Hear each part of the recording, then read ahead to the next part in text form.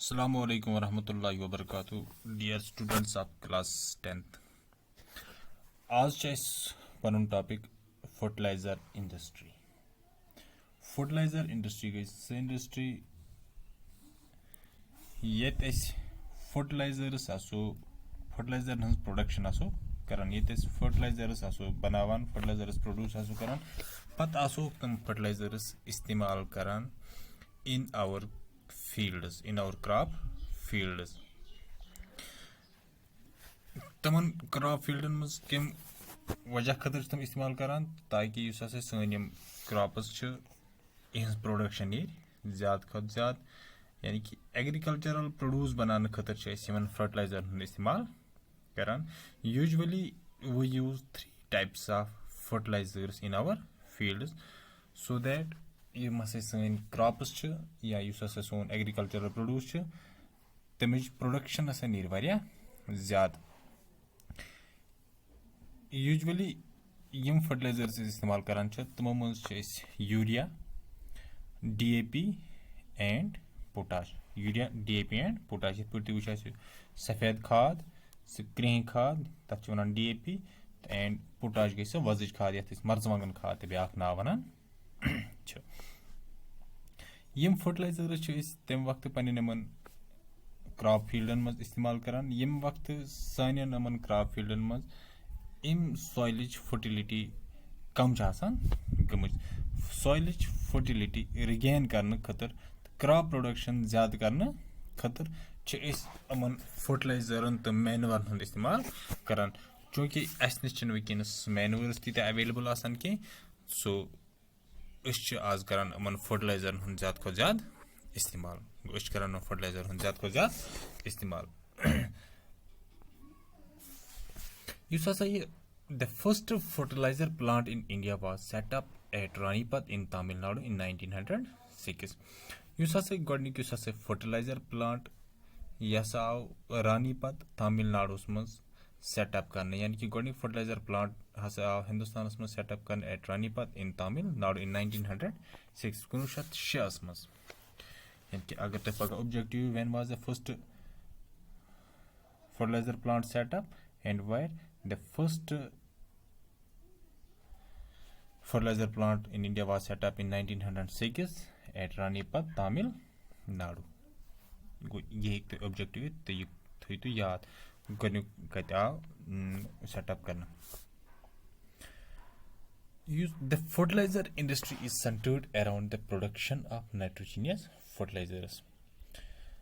सन यम क्रॉप्स आसान छ अमन क्रॉपन छ चूंकि जमीनस मज छ ऑलरेडी आसान यम ते मिनरल्स अमन क्रॉपन जरूरत लगान छ तम छ ऑलरेडी जमीनस अवेलेबल आसान वयल क्रॉप्स कंटिन्यूअसली फर्टिलाइजर्स इस्तेमाल करान छ मिनरल्स इस्तेमाल करान छ यमन मिनरल हंस तादाद छ गसन जमीनस मज कम तो प्रोडक्शन छ नेरान कम तो प्रोडक्शन रिगेन करने खतर प्रोडक्शन ज्यादा करने खतर छ यम फर्टिलाइजर इस्तेमाल करान. तो यम फर्टिलाइजर इंडस्ट्रीज हसा ज्यादा पानस नाइट्रोजीनियस फर्टिलाइजर्स प्रोड्यूस करान यानी कि they are centred around the production of nitrogenous fertilizers. हम ज्यादा पानस नाइट्रोजीनियस फर्टिलाइजर इस्तेमाल करान यूजुअली तथ मज यूरिया बेचम फॉस्फेटिक फर्टिलाइजर्स बनावान या phosphatic fertilizers and ammonium phosphate DAP यथ वनान तो बेचम नाइट्रोजन फॉस्फेट तो potash nitrogen and combination nitrogen phosphate तो बे पोटाश यथ ब्याक नावान पोटेशियम यथ पोटाश खाद वनान. यूरिया खाद मेनली बनियामज नाइट्रोजीनियस फर्टिलाइजर हज ठीक. फॉस्फेटिक फर्टिलाइजर्स तो अमोनिया फॉस्फेट बनियामज DAP.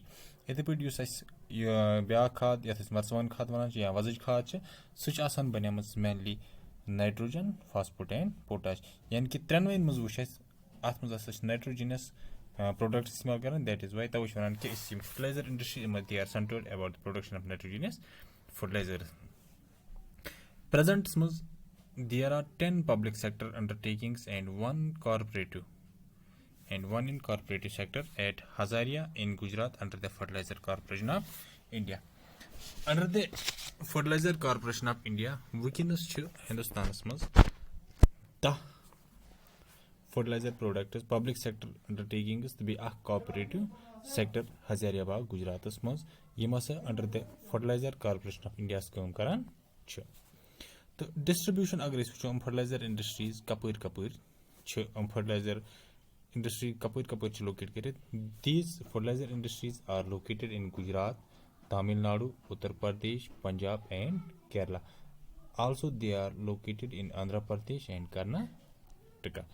Fertilizer industries common jayan chhe Gujarat, Tamil Nadu, Uttar Pradesh, Punjab, Kerala, Andhra Pradesh and Karnataka. However, you say Gujarat, Tamil Nadu, Uttar Pradesh, Punjab and Kerala, they produce more than half of the total fertilizers production of India. यानी कि हिंदुस्तानस मज Utah ते fertilizers नेरान छ तमो more than half यानी कि नस्ब खुद ज्यादा सा यम 4 स्टेट्स यानी कि गुजरात, तमिलनाडु, उत्तर प्रदेश, पंजाब एंड केरला प्रोड्यूस करान। अम अलाव आंध्र प्रदेश एंड कर्नाटका तम तसा important producers of these fertilizers. Because of the easy availability of natural gas, the fertilizer industry is widely separated in the country. चूंकि नेचुरल गैस इजी अवेलेबिलिटी यम फर्टिलाइजर इंडस्ट्रीज तवे वुचान अम सरसे हिंदुस्तान मज वनस फैलित हिंदुस्तान मज फैलित। तो युस खादन बनावान यम इंडस्ट्रीज खाद बनावान यानी कि यथ मज पोटाश, यथ मज DAP या यथ मज यूरिया।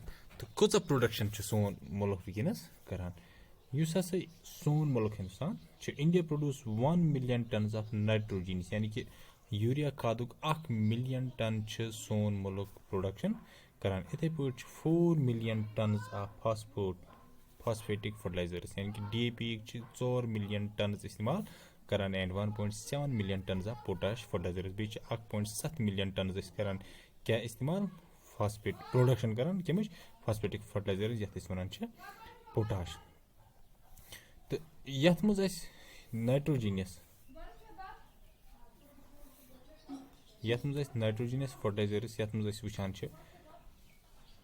पोटाश नाइट्रोजीनियस यूरिया तो DAP यमच ऑलरेडी रॉ मटीरियल अत खतर जरूरत नारान पन्ने मुल्क मज।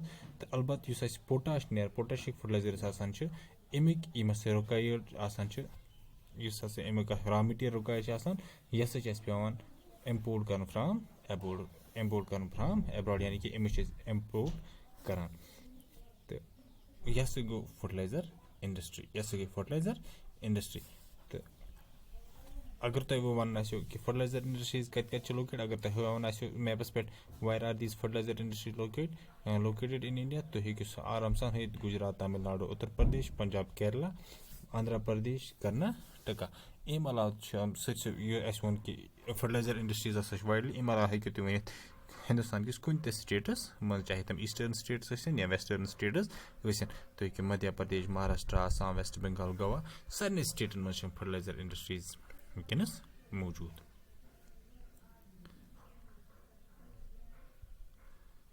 Thank you for watching. शुक्रिया।